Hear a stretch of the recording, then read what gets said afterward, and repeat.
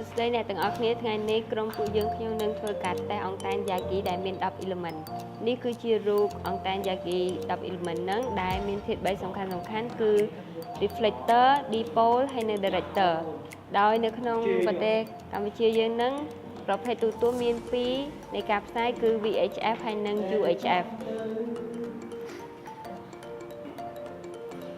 មុននឹងយើងធ្វើការតេស្តនៃអង្តែន Yagi ហ្នឹងយើងត្រូវកណនារកប្រវែង reflector ប្រវែង dipole និងប្រវែង director ហើយនឹងគម្លាតពី reflector ទៅ dipole ពី dipole ទៅ director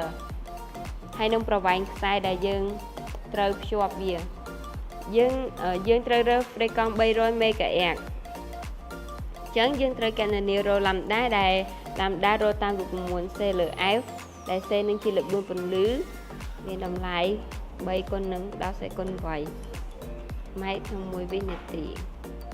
ហើយ frequency វាគឺ300 មេអញ្ចឹងស្មើនឹង3គុណនឹង10សេគុណវ៉ៃដែរ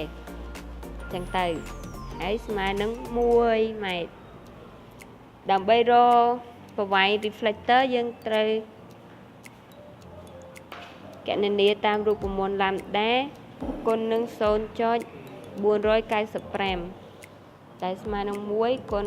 0.495ស្មើនឹង0.495 ម៉ែត្រហើយប្រវែង dipole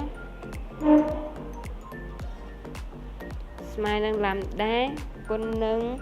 0.473ដែលស្មើនឹង1គុណនឹង0.473ស្មើ0.473 ម៉ែត្រ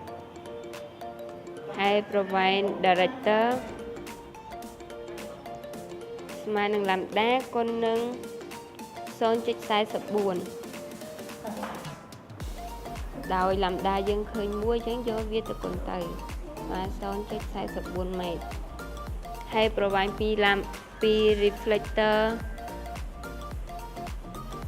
ទៅ dipole រកតាមរូបមន្ត lambda គុណនឹង0.125 ដែលស្មើនឹង 0.125 ម៉ែត្រហើយក៏ដូចគ្នាដែរប្រវែងពី dipole ទៅនឹង director យើងរកតាមរូបមន្តដូចគ្នាដែរគឺ lambda គុណនឹង 0.125 ស្មើ 0.125 ម៉ែត្រដោយដើម្បីកណនារកប្រវែងខ្សែយើងត្រូវរកប្រវែងណាដែលស្ថិតនៅលើកំពូល peak ដែលមានដូចជា3 lambda លើ4 5 lambda លើ4 9 lambda លើ4ដើម្បីឲ្យខ្សែកាន់តែវែងដោយសារតែ lambda យើងមានតែ1ម៉ែត្រអញ្ចឹងយើងត្រូវជ្រើសយក lambda ណាដែលប្រវែងណាដែលធំដើម្បីឲ្យខ្សែយើងរាងវែងអញ្ចឹងពួកយើងជ្រើសរើសយក9 lambda លើ4ហើយស្មើ9គុណនឹង1លើ4ស្មើនឹង 2.25 ម៉ែត្របន្ទាប់ពីយើងធ្វើការកណនានៅ reflect ប្រវែងទាំងអស់នេះហើយយើងនឹងធ្វើការពិសោធន៍នៃអង្តែន Yagi 10 element នឹងទាំងអស់គ្នាការភ្ជាប់ BNC Mail Connector ជាមួយនឹងខ្សែ RG58U នេះគឺជាសកម្មភាពដែលកំពុងវាស់វែងប្រវែងខ្សែរបស់យើងដែលមានប្រវែង 2.25 ម៉ែត្រហើយនេះគឺជាការកាត់ខ្សែ RG58U យកបដូរខាងក្នុងហើយនេះគឺជាសម្ភារៈដែលយើងត្រូវការនេះគឺជាសកម្មភាពដែលកំពុងផ្សាយបដូរខាងក្នុងនៃខ្សែជាមួយនឹងក្បាល connector ហើយនេះគឺជា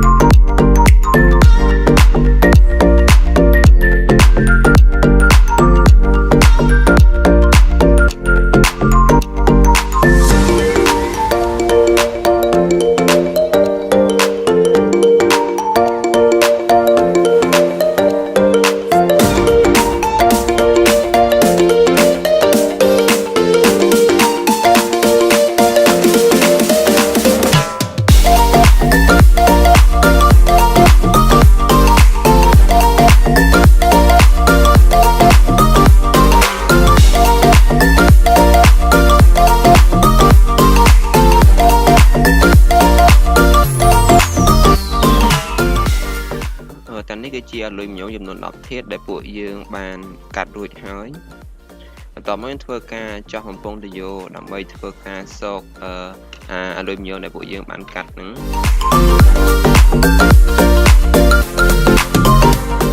តបយើងធ្វើការវាស់ប្រវែងឲ្យបានជាក់លាក់រវាងគម្លាតនីមួយហើយបន្ទាប់មកយើងធ្វើការបាញ់កាវភ្ជាប់វានេះជាផ្នែកមួយដែលយើងបានធ្វើហើយម្ខាងយើងធ្វើការវាស់ដើម្បីត្រួតពិនិត្យថាវាត្រឹមត្រូវហើយឬនៅ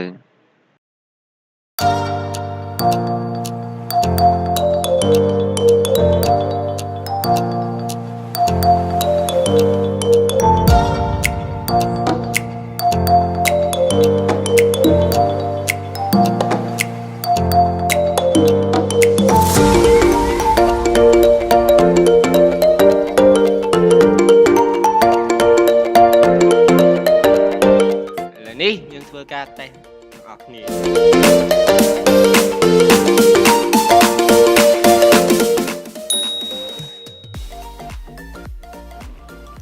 ក្នុងកម្មវិធីសោតនេះយើងនឹងធ្វើការវាស់វែងអំពីកម្រិតហ្គេនរបស់ស្ថានីយទូរទស្សន៍នៅក្នុងប្រទេសជាតិកម្ពុជាយើងដោយប្រើប្រាស់អង្តែន Yagi 10 element ដំបូងយើងនឹងធ្វើការភ្ជាប់ BNC female to unmale connector ទៅកាន់ spectrum analyzer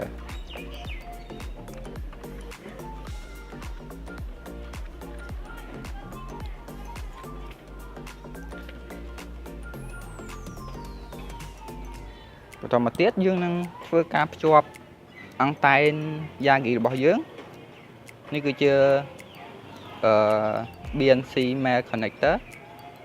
ដែលយើងភ្ជាប់វាជាមួយនឹងអង្តែន Yagi ហើយឥឡូវនេះយើងយកវាភ្ជាប់ជាមួយនឹង spectrum analyzer របស់យើង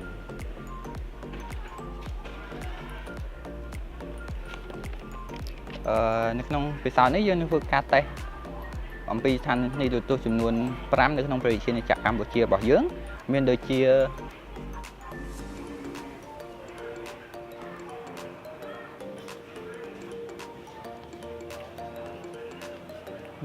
ស្ថានីយទូរទស្សន៍ប៉ុស្តិ៍លេខ3ប៉ុស្តិ៍លេខ5ស្ថានីយទូរទស្សន៍ជាតិប៉ុស្តិ៍លេខ9ហើយនិងទូរទស្សន៍អប្សរាហើយយើងនឹងធ្វើការវាស់នៅ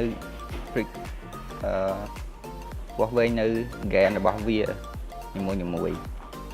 ហើយស្ថានីយទូរទស្សន៍នីមួយផ្សាយនៅក្នុងfrequency ខុសៗគ្នាដូចជាស្ថានីយទូរទស្សន៍ប៉ុស្តិ៍លេខ3នៅផ្សាយនៅ channel E10 នៅក្នុងfrequencyចន្លោះពី209ទៅដល់216 MHz ហើយប៉ុស្តិ៍លេខ5វិញនៅ channel E5 ហើយនៅfrequencyចន្លោះពី174ដល់181 MHz ហើយស្ថានីយទូរទស្សន៍ជាតិនៅ channel E7 នៅចន្លោះfrequency 188ទៅដល់195 MHz ហើយប៉ុស្តិ៍លេខ9វិញនៅ channel E9 ចន្លោះfrequency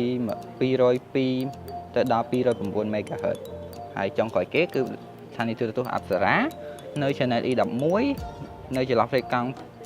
216ទៅដល់223 MHz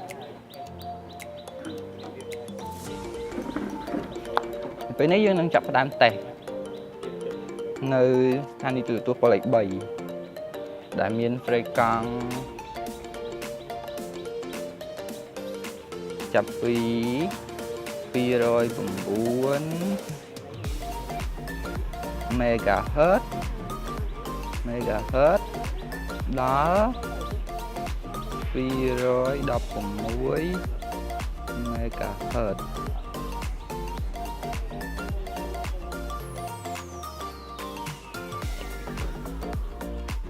kemudianយើង trace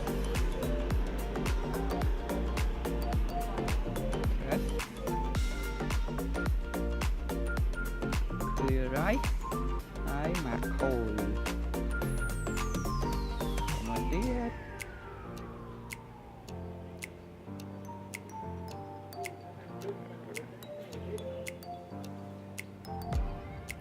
ត មកទៀតយើងធ្វើការបង្វិលអង្តែនរបស់យើងដើម្បីស្វែងរក gain ធំបំផុតតូចបំផុតហើយនឹង យើងធ្វើការបង្វិលអង្តែង Yagi ថែម element របស់យើងចំនួន1ជុំឬក៏ស្មើនឹង360ដឺក្រេដើម្បីស្វែងរកនៅទិសដៅដែលអាចទទួលបាន gain ធំបំផុតជាអតិបរមាដែលអាចធ្វើទៅបានតាមរយៈ spectrum analyzer ហើយកត់ត្រានៅទិសដៅនោះតាមរយៈ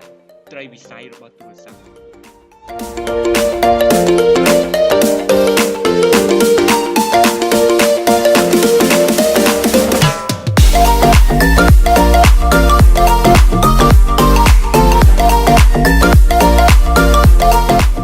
ក្រោយពីការតេស្តរួចមកយើងទទួលបានតម្លៃ gain